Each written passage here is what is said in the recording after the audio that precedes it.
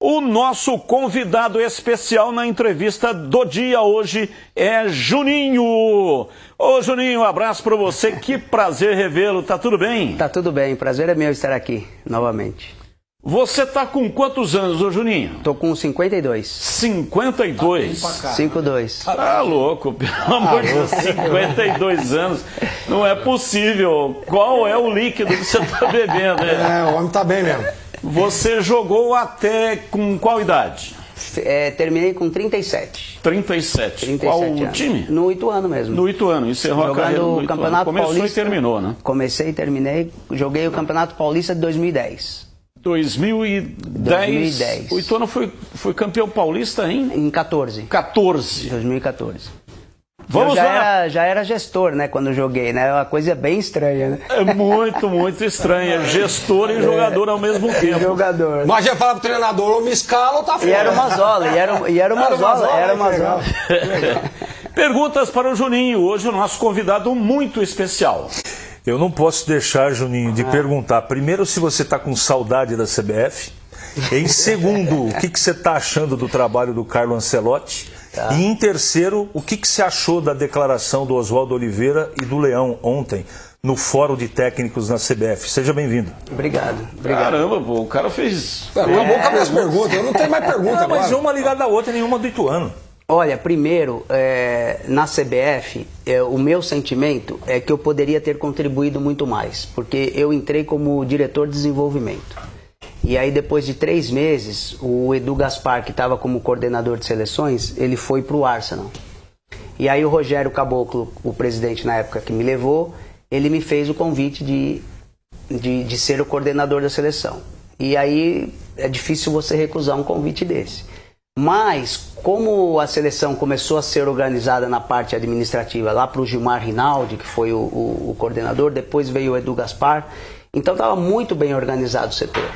E a comissão técnica com o Tite, o profissionalismo dele, então assim, ali eu contribuí bem pouco, né? Só dei a continuidade do que já vinha sendo feito. Agora, na parte de desenvolvimento, que entra calendário, entra registro de atletas, entra o que teve ontem, né? A reunião dos treinadores, a licença de treinadores para treinar em futebol, em clubes europeus. Então eu estava participando de tudo isso. Então eu achei que eu poderia ter contribuído muito mais se eu permanecesse na parte de desenvolvimento. A outra pergunta? Sobre o trabalho do Carlo Ancelotti. Ele é um escudo, né? Ele veio e botou aquele escudo na frente da seleção, da CBF. É um treinador de muita credibilidade. Agora está tudo calmo, né? Por enquanto. Exato. A Copa do Mundo que é a nossa expectativa. Mas a gente está muito bem servido como treinador.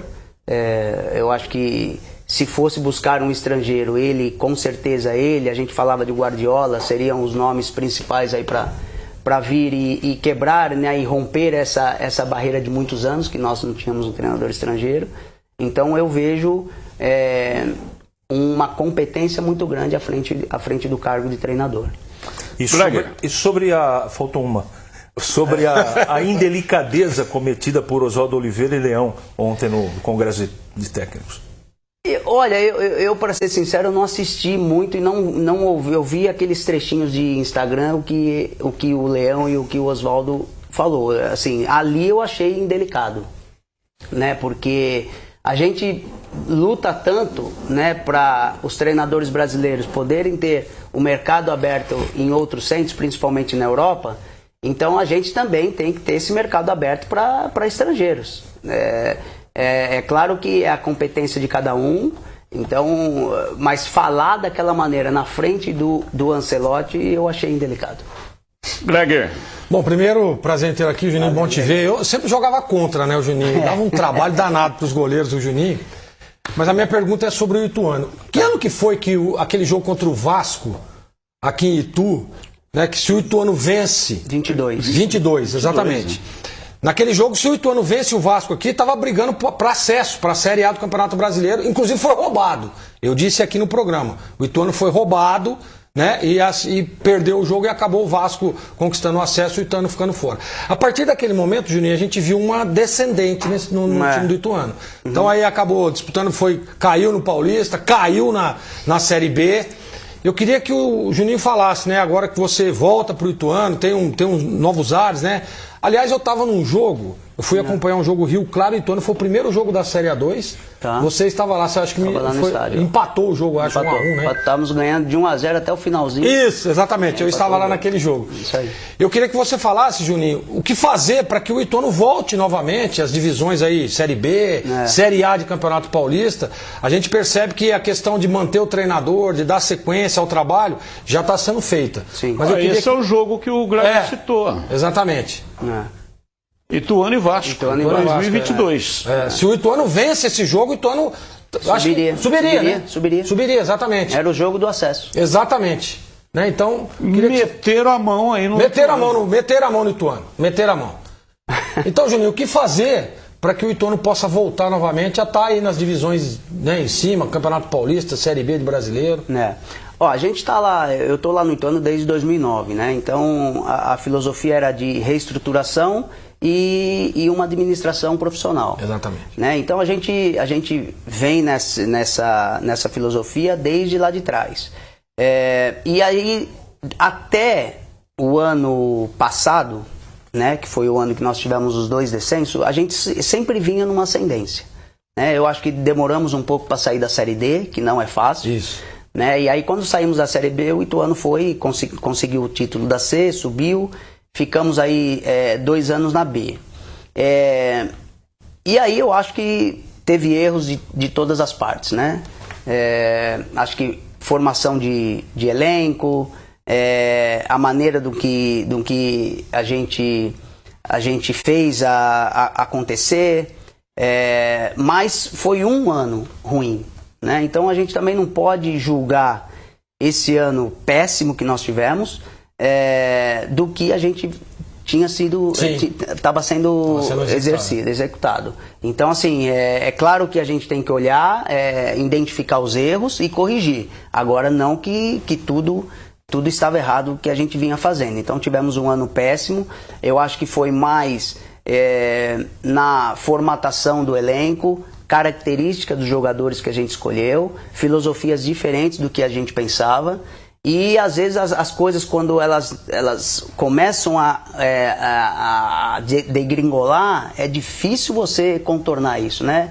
A gente tentou de todas as maneiras, trouxe um treinador que praticamente só treinou clubes de Série A, que foi o Valentim. Alberto Valentim. Né? Até então a gente não tinha esse perfil de trazer treinador desse tipo. Gastamos com os jogadores além do que a gente pode, que é a filosofia do clube, era bem enxuta.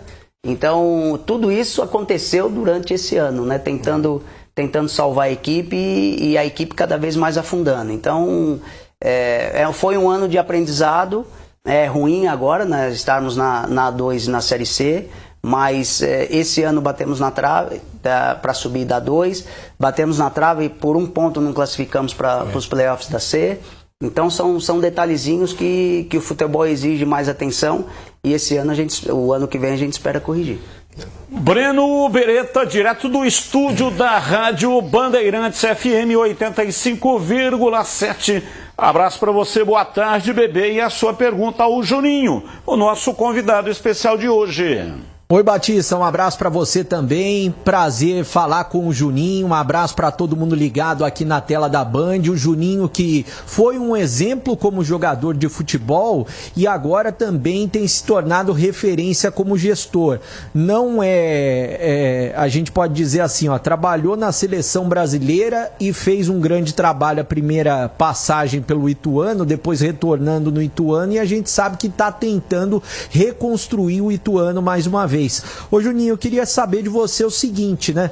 Quem é que escolhe esse planejamento do Ituano? Você trabalha junto com quem para escolher os jogadores do Ituano? Você efetivamente coloca a mão na massa para fazer esse plantel? E eu queria que você falasse também sobre a SAF do Ituano, até porque a gente não sabe mais ou menos como funciona, né? Mas como que funciona hoje a SAF do Ituano? Até para você esclarecer para a gente quais são os pontos importantes dessa SAF do Ituano, até porque o Ituano saindo na frente também de outros clubes da região e se tornando SAF. Prazer em tê-lo conosco aqui.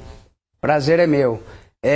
O planejamento ele é feito, eu participo, mas é feito com toda a comissão técnica, né? Então tem a parte médica, a parte técnica, que é o treinador, a parte física, e a parte de scout, que é o que a gente tem o nosso departamento de scout. Então todos são reunidos. É claro que quando a gente escolhe um treinador, a gente tem que dar essa função a ele de trazer jogadores que ele conhece, que ele confie, né? Principalmente no esquema tático que ele vai adotar, trazer jogadores com essas características. Então é feita uma reunião e busca no mercado alternativas.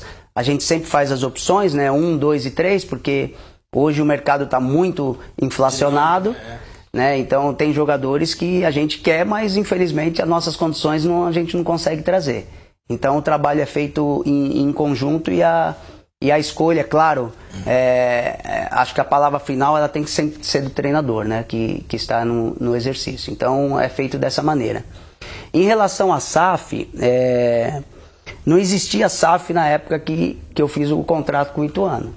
Então nós fizemos um contrato de empresa para tomar conta do clube, né? Um contrato de gestão. Então a minha empresa ela tinha um contrato de gestão que iria até 2030, né, com o Ituano. E só que quando surgiu a SAF é um modelo de gestão mais profissional, e é um modelo de gestão onde dá mais segurança para os investidores, né? Então, quer dizer, você se torna dono do clube. Não é um arrendamento, não é um contrato de gestão. Então, isso dá um pouco mais de segurança para quem quer investir no futebol, né? Agora, na prática, a gente já tratava o Ituano como uma empresa, né? Então, na prática, eu acho que vai mudar muito pouco o sistema que a gente vinha adotando de profissionalização de todos os departamentos. A lei permite 90%, né, da SAF. A lei permite 90%. O seu grupo adquiriu quanto? 60% da nossa empresa e 40% ficou com a associação. CH, a sua pergunta. Eu queria perguntar da pizzaria, você continua com ela? Continua. Como chama? É o seu Oswaldo, a pizzaria do meu pai que toca. É o pai, né? dele que toca. Mudou de local, a gente, mas está a 500 metros da onde estava. E estamos lá. Meu Onde pai que tá a 25, no Tatuapé. Tatuapé. Na Serra de Jureia. Que legal. Bom, e você mais colocou, eu já sei da resposta, eu acho que você já mais colocou dinheiro do que retirou do Ituano, né? Como investidor. Vamos falar 99,1. Vamos lá, Greger, sua pergunta, mais uma. Ô Juninho, a gente estava falando da CBF, do Carlo Ancelotti, né? Você que esteve lá há muito tempo, inclusive naquela Copa do Mundo que foi a última do Tite, que nas eliminatórias, todo mundo falava, cara, o Brasil vai ser campeão do mundo. Impossível, com esses números nós não ganhamos a Copa. Sim. E eu aqui sempre falava, olha gente, eu acho que o termômetro não dá pra gente tirar como embasamento as eliminatórias. Vamos esperar a Copa pra gente fazer uma análise. E o Brasil acabou sendo derrotado, se eu não me engano, pra Croácia nos pênaltis, né? Juninho, você acha que o Brasil hoje, tá? Com todos os jogadores que tem, com a comissão técnica que tem, o Brasil tem condições de disputar um título mundial? O Brasil tem condições. O que mudou? O trabalho do Tite foi fantástico desde quando ele entrou, né? Ele pegou a seleção nas eliminatórias, foi muito bem. Fez a Copa de 2018, aquele jogo contra a Bélgica. Isso. Né? Que foi um apagão aí de 25, 30 minutos, que a Bélgica fez os gols e o Brasil foi buscar, infelizmente não conseguiu o resultado. Mas teve uma performance muito boa, tanto é que teve a continuação dele no cargo acertadamente. E aí ele teve um ciclo inteiro, esse ciclo inteiro foi fantástico, as eliminatórias do Brasil foi atropelado, né, foi muito bem. E aí chegou na Copa do Mundo, esse jogo fatídico contra a Croácia, porque se a gente jogar mais 10 vezes da maneira que foi, nós vamos ganhar as 10. Mas infelizmente o futebol acontece dessas situações. E aí manchou um pouco, porque foram 2 Copas do Mundo, o Brasil saiu nas quartas de final, né? Então, com condições de avançar, enfim, e brigar pelo título. O Brasil tem condições de brigar pelo título, com o treinador, com os jogadores que a gente tem. O que mudou é que o Brasil, quando chegava numa Copa do Mundo, ele era a melhor seleção ou uma das melhores seleções. Hoje eu enxergo um pouco diferente. Hoje eu vejo seleções com mais condições que o Brasil, né?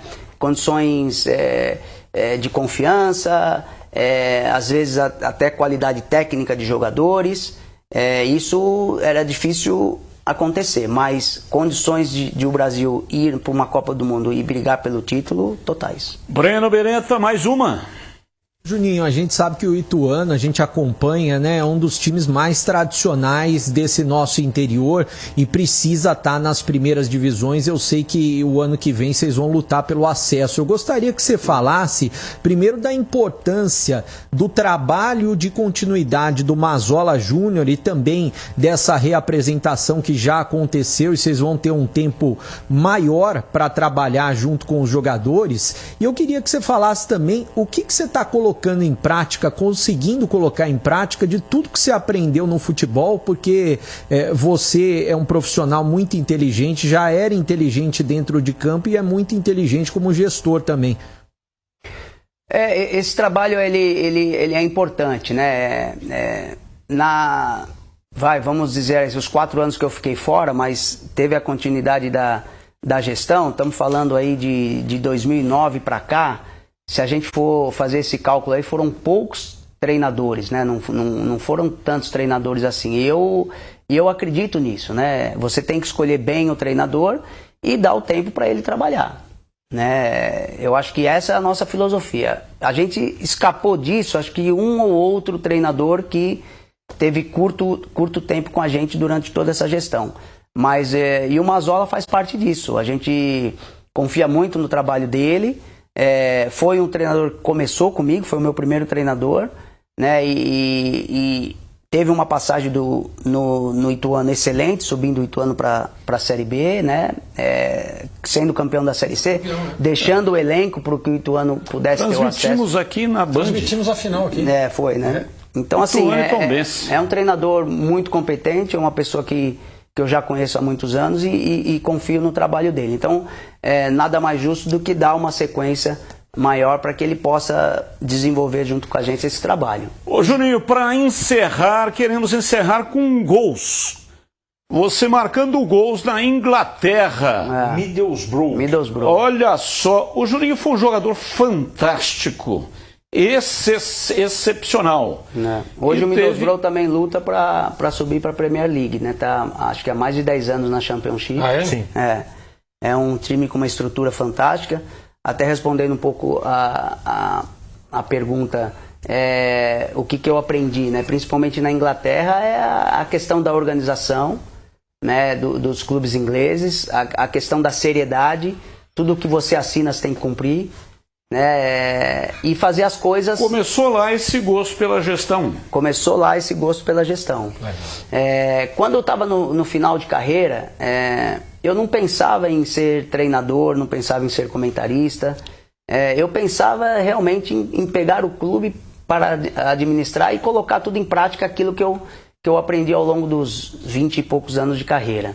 Então foi isso que a gente faz no Ituano, né? O futebol é muito simples, não tem nada de complicado. Eu acho que quanto mais simples você fizer as coisas, mais resultados você vai colher, né? Então a simplicidade junto com a organização e competência que faz com que o clube cresça. Então a nossa filosofia no Ituano principalmente é ter um alicerce forte, que é a base, né? Quando eu entrei no Ituano, o Ituano já não tinha base há mais de 3 anos e a gente foi criando as categorias de base. Hoje o nosso alicerce na base ele é muito forte. Então é um clube que revela bastante, dá oportunidade para que esses atletas subam e demonstrem no nosso profissional. Esse ano nós temos 5 atletas que vão subir do sub-20 para o profissional.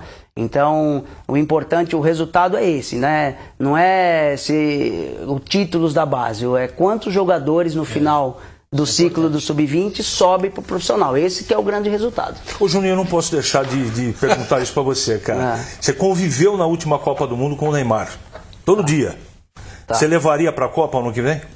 Se ele estiver em campo com condições, levaria. Físicas? Físicas, Focado. condições físicas, Legal. focado. Juninho, muito obrigado pela sua participação. Você tem que vir mais aqui. Tem que Porque ver eu tinha mais tem que 3 ver mais. perguntas. Eu tinha mais Eu 6. tinha mais 3. Mas Então, assim, como é duro, que hein? nós vamos fazer, né? Pelo amor de Teria que Deus. ter um programa inteiro com o Juninho. Então tem que vir mais vezes. Vai ser um vir, vou vir. sucesso. A resenha é muito boa. Não, vou vir. Extraordinário. É um prazer, O Juninho um prazer. fala fácil, né? Tem uma boa retórica e conhece muito de futebol. Muito obrigado pela presença. Sucesso para você lá na temporada 2026 com o Ituano. Obrigado, um abraço aí a todos vocês. Valeu. Aí, Juninho, participando conosco.